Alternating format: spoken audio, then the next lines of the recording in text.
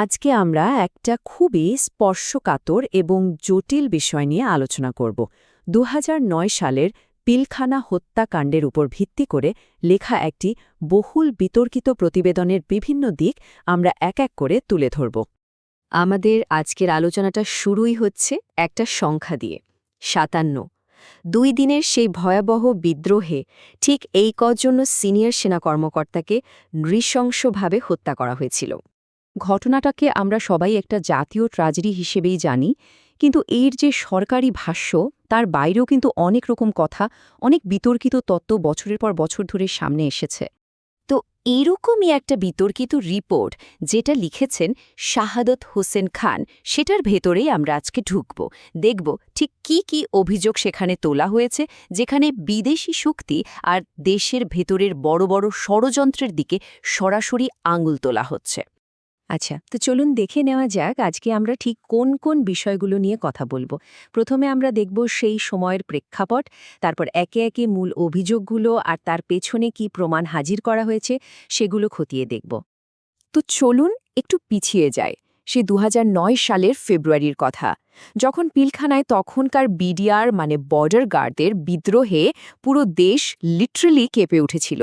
তাদের ক্ষোভটা ছিল আর্মি অফিসারদের বিরুদ্ধে, তা ঠিক, কিন্তু প্রশ্নটা হলো সাধারণ একটা বিদ্রোহ কিভাবে এত ভয়ঙ্কর, এত নৃশংস একটা হত্যাকাণ্ডে পরিণত হলো? এই প্রশ্নটার উত্তরই কিন্তু এখনও মেলেনি। এই যে রিপোর্টটা নিয়ে আমরা কথা বলছি, এটা কিন্তু এই হত্যাকাণ্ডের পেছনের কারণ বা মোটিভ নিয়ে একেবারে একটা বিস্ফোরক দাবি সামনে নিয়ে আসে। রিপোর্টটা সরাসরি বলছে এর পেছনের মূল কারণ নাকি বেতন ভাতা নিয়ে সাধারণ কোনো ক্ষোভ ছিল না, না, বরং এটা ছিল একটা ঠান্ডা মাথার সুপরিকল্পিত অপারেশন। উদ্দেশ্য বাংলাদেশ সেনাবাহিনীর মনোবল একেবারে ভেঙে দেওয়া, প্রতিশোধ নেওয়া। স্বাভাবিকভাবেই মনে প্রশ্ন আসে, তাই না, যে এত বড় একটা প্ল্যান এটা কিভাবে তৈরি হলো, কারা ছিল এর পেছনে? চলুন রিপোর্টটা ঠিক কি বলছে সেই কথিত ষড়যন্ত্রের গভীরে একটু ঢোকা যাক। এই রিপোর্টে কিন্তু কোনো রাগঢাক না রেখেই বেশ কিছু হাই প্রোফাইল রাজনৈতিক নেতার নাম বলা হয়েছে। অভিযোগটা হলো এনারা আর বিদেশি কিছু এজেন্ট মিলে বেশ কয়েকটা গোপন বৈঠক করে পুরো প্ল্যানটা ফাইনাল করেন। এখন এই সাক্ষ্যটা কিন্তু খুব গুরুত্বপূর্ণ, কারণ এখানে অভিযোগ করা হচ্ছে ওই গোপন বৈঠকগুলোতেই নাকি পুরো প্ল্যানটা বদলে যায়। মানে প্রথমে হয়তো শুধু আর্মি অফিসারদের জিম্মি করার কথা ছিল, কিন্তু সেখান থেকে সরে এসে সরাসরি গণহত্যার সিদ্ধান্ত নেওয়া হয়। রিপোর্টের সবচেয়ে বড় আর বিস্তারিত অংশটা কিন্তু কয়েকজন প্রত্যক্ষদর্শকের সাক্ষ্যের ওপর ভিত্তি করে লেখা। তাদের সবার অভিযোগে একটা কমন জিনিস পাওয়া যায়, আর সেটা হলো হামলার সময় পিলখানার ভেতরে নাকি অস্ত্র হাতে বহিরাগত লোক ঢুকে পড়েছিল। যেমন ধরুন নিহত ক্যাপ্টেন তানভীরের এই সাক্ষ্যটা, রিপোর্টটা এটাকে খুব গুরুত্ব দিয়ে সামনে এনেছে। তার কথা অনুযায়ী মারা যাওয়ার ঠিক আগে তার স্বামী তাকে পিলখানার ভেতরে ইন্ডিয়ান স্পেশাল ফোর্সের উপস্থিতির কথা বলছিলেন। শুধু একজন নয়, রিপোর্টে আরও বেশ কয়েকজন সাক্ষীর কথা বলা আছে। তারা এমন কিছু সশস্ত্র লোককে দেখার কথা বলেছেন যাদের দেখতে একদমই বিডিআর সোলজারদের মতো ছিল না, আর তারা কথাও বলছিল অন্য ভাষায়। এমনকি আরেকটা বিবরণে তো সরাসরি বলা হচ্ছে যে হত্যাকাণ্ডের সময় নাকি হিন্দি আর ইংরেজিতে গুলি চালানোর নির্দেশ দেওয়া হচ্ছিল।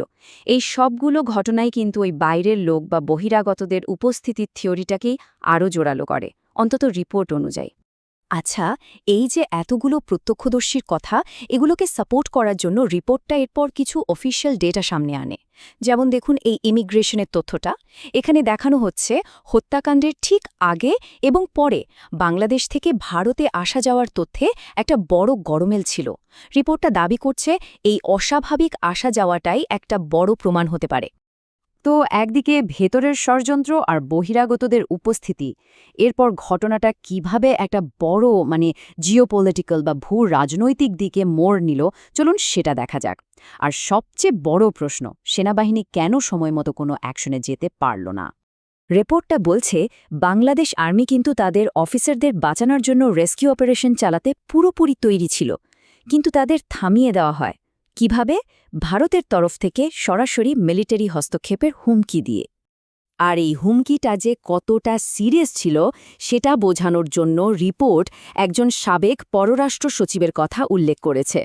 তার ভাষ্যমতে তিনিও নাকি শুনেছিলেন যে আর্মি চিফকে বলা হয়েছিল ফোর্স ব্যবহার না করতে, কারণ করলে নাকি 1 ঘন্টার মধ্যে ঢাকায় ইন্ডিয়ান প্যারাট্রুপার নামবে। রিপোর্টের দাবি অনুযায়ী মূল পয়েন্টটা এখানেই। দেশের ভেতরের একটা সংকটকে একবারের শুরুতেই আন্তর্জাতিক রূপ দেওয়া হয়েছিল, আর এর ফলে সেনাবাহিনীর হাত পা কার্যত বাধা হয়ে যায়, তারা কোনো অপারেশন চালাতে পারেনি। আচ্ছা, তাহলে এতক্ষণ ধরে আমরা যা যা দেখলাম সব মিলিয়ে এই বিতর্কিত রিপোর্টটা ঠিক কী ছবি আঁকার চেষ্টা করছে? চলুন পুরো বিষয়টা একবার এক জায়গায় করে দেখি। তো মূল যে যুক্তিগুলো দাঁড় করানো হয়েছে সেগুলো হলো, প্রথমত মোটিভ বা উদ্দেশ্য ছিল আগের সীমান্ত হত্যার প্রতিশোধ। দ্বিতীয়ত পদ্ধতিটা ছিল দেশের রাজনৈতিক নেতা আর বিদেশি এজেন্টদের এক বিশাল ষড়যন্ত্র।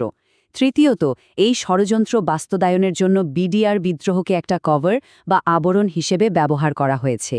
চতুর্থত এর পক্ষে প্রমাণ হিসেবে হিন্দিভাষী বহিরাগতদের প্রত্যক্ষদর্শী বিবরণকে সামনে আনা হয়েছে। আর সবশেষে বলা হচ্ছে, ভারতীয় সামরিক হস্তক্ষেপের হুমকি দিয়ে আর্মিকে উদ্ধার অভিযানে যেতে দেওয়া হয়নি। মানে সোজা কথায় এটা কোনো সাধারণ বিদ্রোহ ছিল না, ছিল একটা পরিকল্পিত হত্যাকাণ্ড। এই সবকিছু আমাদের একেবারেই শেষে এসে একটা খুব মৌলিক প্রশ্নের মুখোমুখি করে দেয়। যখন একটা জাতীয় ট্র্যাজেডির অফিসিয়াল ভাষ্যের বাইরে এরকম একটা শক্তিশালী, বিস্তৃত কিন্তু বিতর্কিত আখ্যান সামনে আসে, তখন আসলে ইতিহাস কিভাবে লেখা হয়, আমরা কোনটাকে মনে রাখি আর কোনটাকে নিয়ে বিতর্ক চলতেই থাকে?